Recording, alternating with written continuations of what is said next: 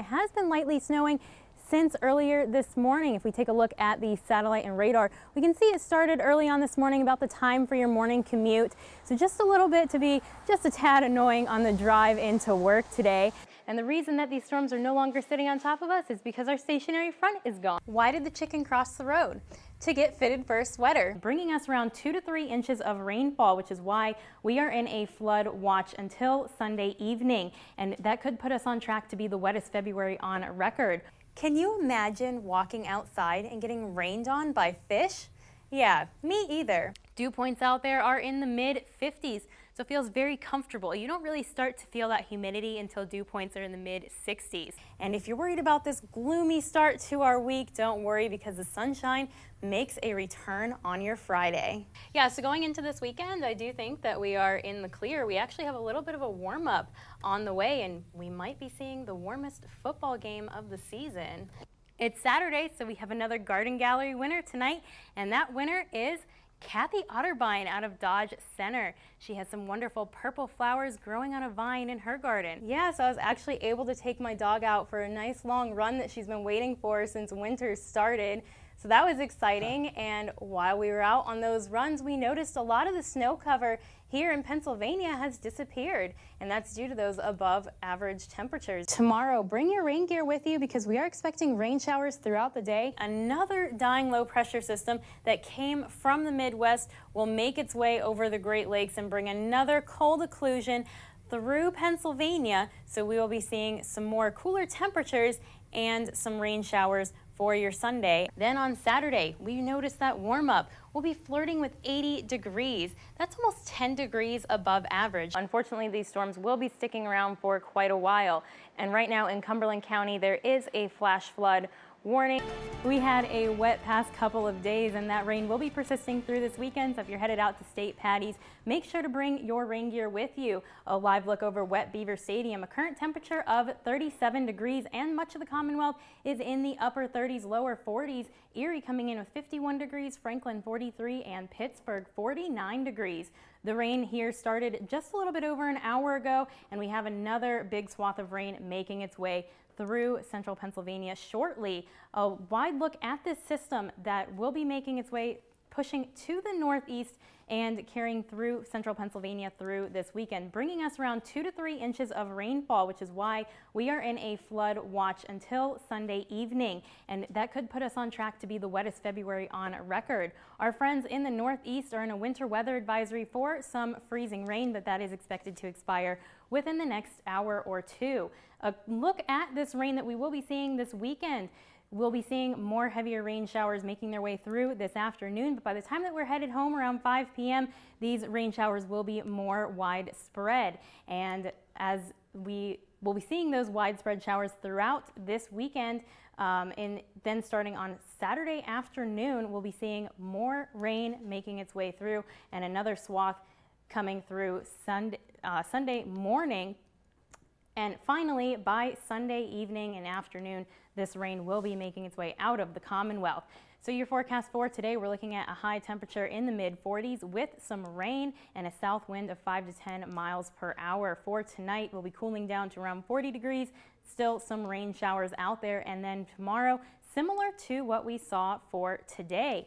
And a look through your 7-day forecast, we'll be having those rain showers this weekend, and then the sun will finally return for the start of next week, but we could see rain again next Thursday, but temperatures will be mild throughout the week at least. I was just getting used to that warm weather. Now I got to trade in for rain gear. Yeah, I know.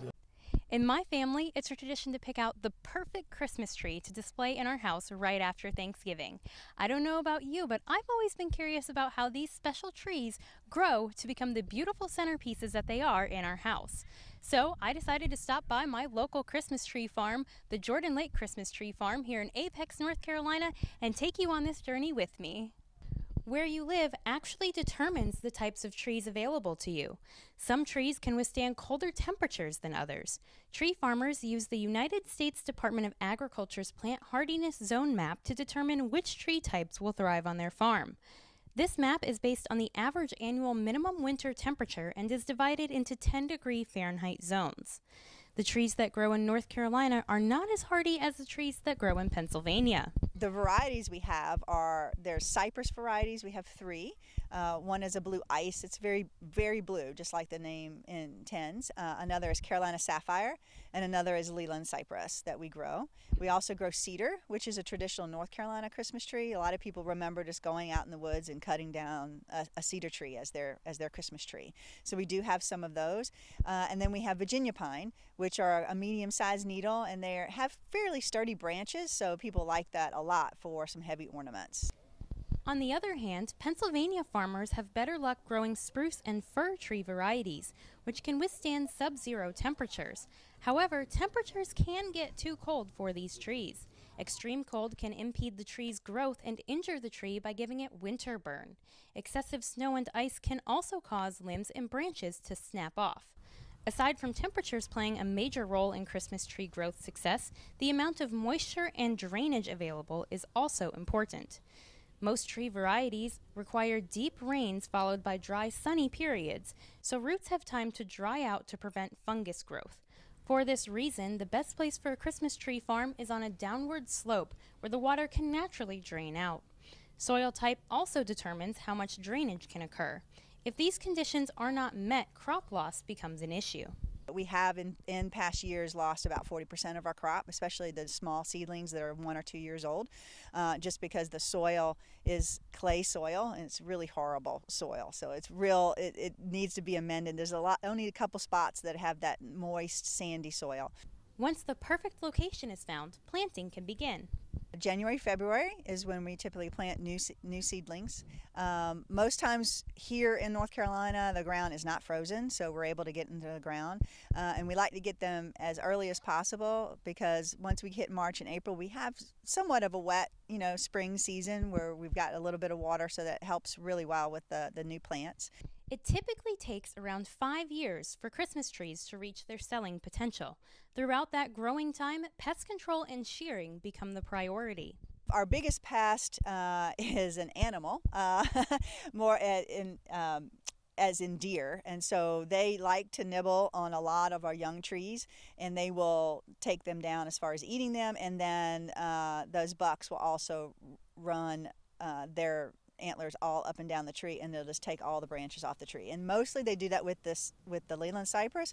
They're not scented and they're very soft, so they like that. There's no scent to them, and we do try to buffer those Leland cypress in among trees they don't like, but they still get their mouths on the other ones and they're eating them. Other pests that we have are pine tip moth for our pine trees. They will destroy a whole run and a whole branch of a pine on a pine tree. So typically a lot of that stuff we can shear off when we're shearing them, but the top is really what we want to preserve. So we do spray, we do chemical sprays, pesticides on some of our trees, but we try to limit that as much as possible. To make sure your tree looks perfect, farmers shear and fork their trees throughout the years. Even the smaller ones, we start a process called forking, where we're trying to take out and thin the tree really, trying to get it a little bit of a shape, but not forcing a shape on it. Once they're about 3 and 4 years old, then we're really trying to shear the tree into a shape. And then those that we're going to sell, that we know that we're going to sell, that are big enough to sell for that season, we'll really do a heavy shearing on them, making sure they're really in shape. During sell season, trees that are ready to be sold are tagged and wait for you to pick them out. Once you find your perfect tree, it's cut down and wrapped up for you to place in your home. The most famous Christmas tree of all, though, is the Rockefeller Center tree, which just so happened to come from our very own State College this year. Earlier in November, crews stopped by State College to cut down an 80-year-old 75-foot Norway spruce and transported it to New York City to be decorated and put on a very special display. Well, now that I've found my perfect Christmas tree, I'm going to head on over to the pay station, have them cut it down and wrap it up for me. For Whether or Not, I'm Kristy Steward.